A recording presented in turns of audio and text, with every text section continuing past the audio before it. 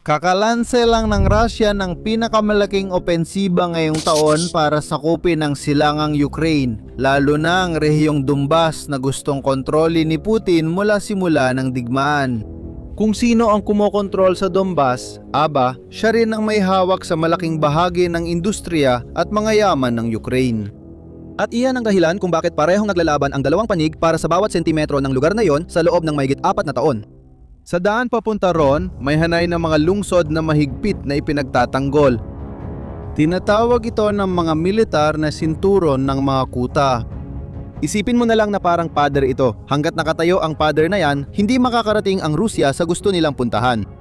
Kaya iniutos ni Putin ang pag-atake noong ika-21 ng Marso, 2026. Ito ang pinakamalaking galaw ng taong ito. 2 araw matapos nun, may nangyaring kakaiba. Isang kongresista mula sa partido ni Putin ang lumabas sa media at nagsabing hinay-hinay lang ang pag-usad ng mga puwersang Ruso. Pag-isipan mo yan sandali. Kakalunsad mo lang ang pinakamalaking opensiba ng taon. Ang galaw na dapat sana'y magbabago ng lahat. Nasa TV na ang partido mo para ipaliwanag kung bakit mabagal ito. Hindi yon pagkakamali. Sadyang binabaan ng Kremlin ang mga inaasahan bago pa man magsimula ang pangunahing labanan. Kapag ang panig mismo ng umaatake ay humihingi na ng paumanin bago pa umatake, senyales ito na hindi ayon sa plano ang nangyari. Hindi pumalpak ang opensiba pagkatapos, pumalpak ito bago pa man magsimula. Pero sa huli, ano nga ba ang nangyari para ang pinakamalaking opensiba ng Rusya noong 2026 ay dumating sa larangan ng labanan na sira na agad? Bago pa man ito magsimula, sa video na ito, mag-focus ka sa isang bagay. Tuwing may kilos ang Rusya na mukhang opensiba, itanong mo, ito ba ay isang pag-atake? O reaksyon na pinagmumukhang pag-atake? Magsisisimula kang makakita ng isang pattern. At kapag nakita mo na, mahirap na itong hindi mapansin.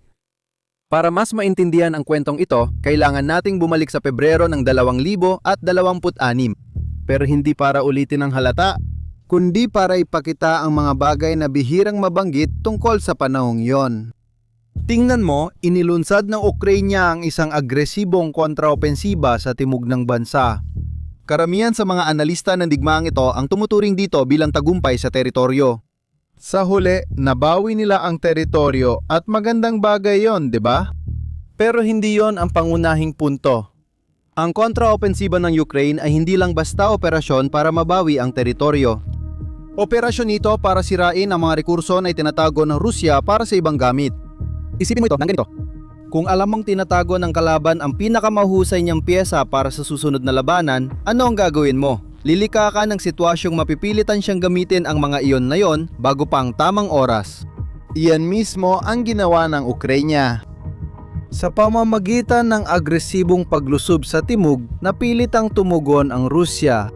At para tumugon, kinailangan ng Rusya na hilahin ang mga unit na nakalaan sana para sa opensiba ng Tagsibol. May isang halimbawa na nagpapalinaw nito. Ang Rusya ay may isang unit militar na hindi pa lumalaban mula pa noong Agosto ng 2025. Matagal nang nakareserba ito, hindi ginagamit at hinihintay lang ang tamang oras.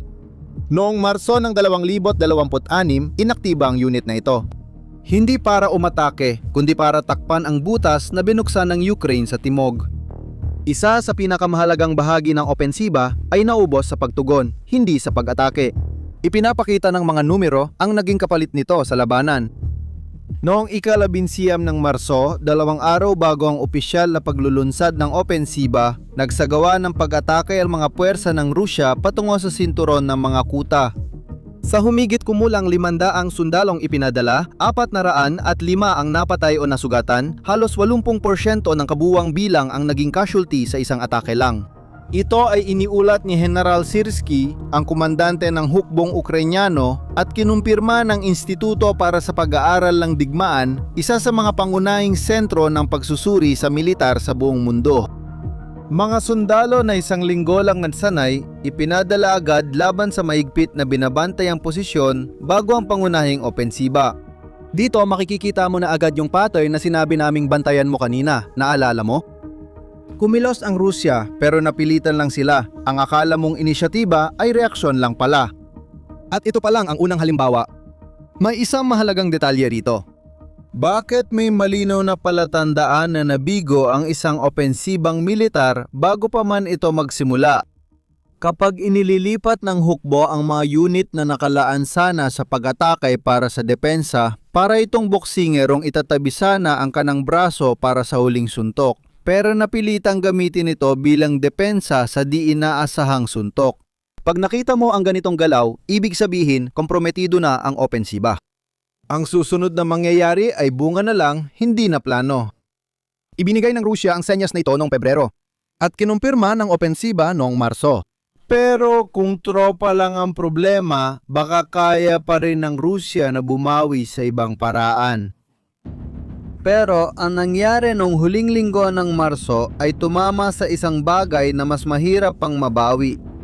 Noong ika-23 hanggang ika-27 ng Marso, sunod-sunod na inatake ng mga drone ng Ukranya ang dalawang pinakamalaking pantalan ng pag-export ng langis ng Rusya sa Dagat Baltiko. Pagkatapos, ang pinakamalaking refinery sa rehiyon. Isipin mong parang gripo ang mga pantalan na nilalabasan ng pera mula sa langis ng Rusya. Pumunta ang Ukraine at isinara ang gripo. Ayon sa kalkulasyon ng Reuters gamit ang datos ng merkado, halos 40% ng kakayahan ng Rusya sa pag-export ng langis ang nabawas ng mga pag-atake. Tinawag ng ahensya ito bilang pinakamalalang pagkaantala ng supply sa makabagong kasaysayan ng Rusya. Malala na ito kahit kailan mangyari, pero ang pagkakataong nangyari ito ang dahilan kung bakit naiiba ang pag-ataking ito. Sa parehong linggo, tumataas ang pandaigdigang presyo ng langis dahil sa digmaan sa Iran. Mas lalo na dahil isa sa mga pangunahing rutang pandagat ng langis sa mundo ay sarado. Kapag mas kaunti ang langis na available sa pandaigdigang merkado, tumataas ang presyo. Kapag tumaas ang presyo, malaki ang kinikita ng mga nagbebenta ng langis. Ang Rusya ay nasa perpektong posisyon para kumita, umaabot pa ng hanggang $150 milyong na dagdag kita bawat araw dahil sa pagtaas ng presyo. Pumunta ang Ukranya at hindi lang refinery ang winasap. Sinira rin nila ang tubong pagdadaanan sana ng dagdag na perang iyon. Mahalaga ang detalyeng ito dahil binabago nito lahat. Kailangan ng opensibang militar ng pera, sundalo at bala. Fuel, logistika, lahat ito kailangang pondohan. Kung nabawasan ang dapat na pinakamataas na kita ngayong linggo, hindi lang tropa ang problema ng Rusya. Nagiging pinansyal na ito. Dito rin nagumpisa ang sunod-sunod na problema. Umaasa ang Rusya sa kanilang pambansang riles para sa halos lahat. Nagdadala ito ng humigit kumulang 87% ng lahat ng kargamento sa bansa. Kasama rito ang munisyon, fuel at kagamitan para sa hukbo. Kung wala ito, titigil ang frontline. Pero ang riles ng tren na ito ay sira sa loob. Sa simula ng 2026, ang kumpanya ay nag-ipon ng utang na humigit kumulang $52 bilyong. Pinakamalalang kalagayan pinansyal sa 16 na taon. Natatanggal ang mga empleyado sa trabaho. May 200 tren na nakansela araw-araw. Ang mga pamumuhunan ay nabawasan. At alam mo ba kung ano ang mas masama? Para makaligtas sa pananalapi, kailangan ng riles ng kita mula sa komersyo. Inyatas ng gobyerno na unahin ang mga padalang militar. Ito ang nagpapalayas sa komersyal na transportasyon at sumisira sa kita nito para mabuhay. Kailangan ng digmaan ng riles. Ngunit winawasak ng digmaan ang riles tulad ng manggagawang kailangan ang sahod para sa gastusin. Ang amo ay iginigiit na magtrabaho siya ng libre. Ang tanong ay hindi kung titigil siya, kundi kung kailan. Ngayon, heto ang bahaging nag-uugnay sa lahat ng ito. Noong ika-24 ng Marso, sinabi ni Donald Trump sa publiko na malapit na sa isang kasunduang pangkapayapaan ang Ukraine at Russia. 2 araw matapos noon, diretsang kinontra ni Zelensky. Sinabi niyang walang progreso. Nang Russia ay patuloy pa rin sa dati nilang mga hinihingi. Sa buong panahong yon, tuloy ang pag-atake ng Russia. Ang bansang tunay na nagnanais ng kapayapaan ay hindi magsasagawa ng pinakamalaking opensiba habang may usapang kasunduan. Ngunit ang bansang kailangang bumili ng oras para muling buuin ang nawala, hintaing humina ang suporta sa Ukraine at pagandahin ang posisyon nito bago talagang makipagnegosasyon. Ayon, yan ang ginagawa niya. Ang naratibong ito ng kapayapaan ay sabay-sabay na ginagamit ng Russia sa 3 paraan. Una, nababawasan nito ang international na pressure. Walang gustong magmukhang laban sa kapayapaan. Pangalawa, nahahati ang suporta ng kanluran para sa Ukraine. Dahil ang ilang bahagi ng publiko ay nagsisimula ng magtanong kung bakit kailangang ipagpatuloy ang pagpopondo sa isang digmaan na halos tapos na. At sa huli, nagbibigay ito ng pagkakataon kay Putin na ipakita ang anumang resulta bilang matagumpay na diplomasya para sa sarili niyang mamamayan. Tatlong layunin, isang pahayag ng kapayapaan. At hindi ito bago. Noong 2022 nang magsimula ang digmaan, nakipagnegosasyon ang Rusya sa Ukranya sa Turkiya habang nire-reorganisa nila ang kanilang mga tropa. Pagkatapos nilang mag-position ulit, biglang huminto ang negosasyon. Pareho pa rin ang pattern na yon, pero sa pagkakataong ito, mas mahina na ang posisyon ng Rusya kumpara noong 2022. Ngayon, pwede nang pagsamahin lahat ng piraso at bigyan ito ng tamang pangalan. Hindi mo makikita yan sa opisyal na pahayag. Huminto ka at mag-isip. Dumating ang opensiba na mas maliit dahil nagamit na ang reserba sa pagtugon sa Ukraine noong Pebrero. Ang kita mula sa langis na pampopondo sa narito ay pinutol mismo sa kasagsagan. Ang daang bakal na nagdadala ng mga supply ay nasa matinding krisis sa pananalapi. At ang mga negosasyon para sa kapayapaan, sa totoo lang, ay nagsisilbing pantakip lang sa kwento kaysa sa totoong layunin. Lahat ng ito ay nangyayari ng sabay-sabay. Alam mo ba kung anong tawag dito? Pagbagsak na kunaring opensiba. Naalala mo kung paano natin sinimulan ang video na ito? Tinalakay ang hukbong dumating sa mahalagang labanan na mas kulang pa kaysa sa naipon nila. Ngayon, makikita na natin ang buong larawan. Hindi nawala ang mga reserba ng hukbong ito dahil sa kapabayaan. Napilitan silang gamitin ang mga iyon ng mas maaga kaysa dapat. Dumating sila sa mapagpasyang sandali nang wala ang mga kailangan nila at wala ring perang susuporta sa pagsulong. At sa kabila ng krisis sa daang bakal na magdadala ng mga supply, ipinapakita pa rin ito sa mundo na parang sila ay nananalo. Iyan ang nagpapabukod tangi sa sandaling ito. Hindi lang ito pumalpak na opensiba. Isang buong sistema na ang nawawala ang kakayahang makabawi. Ang pagbagsak ay hindi kapag sabay-sabay na bumagsak ang lahat. Ang pagbagsak ay kapag ang mga bitak ay mabilis na dumarami at hindi na kayang ayusin. Kapag iniiwas mo ang braso mo, na dapat sana ay susuntok para harangin, pero mapapansin mong wala ka ng suntok. Ganito na ang Rusya. Hindi pa ito hayagang bumabagsak. Pero wala na itong puwang para magkamali. Ang pinakamalinaw na senyales dito ay hindi mula sa labanan. Galing ito sa loob. 53% ng mga mamamayang Ruso ang nais ng negosasyon para sa kapayapaan.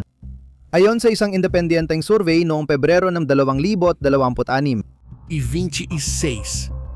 At pinalalakas ng gobyerno ang pagharang sa Telegram. Plataporma na may halos 76 na milyong gumagamit sa Rusya. May nakatakdang ganap na pagharang sa unang araw ng Abril. Plataporma ang ginagamit ng mga ahensya ng gobyerno ng Rusya para makipagkomunika. Na siya ring binablock ng mismong gobyerno.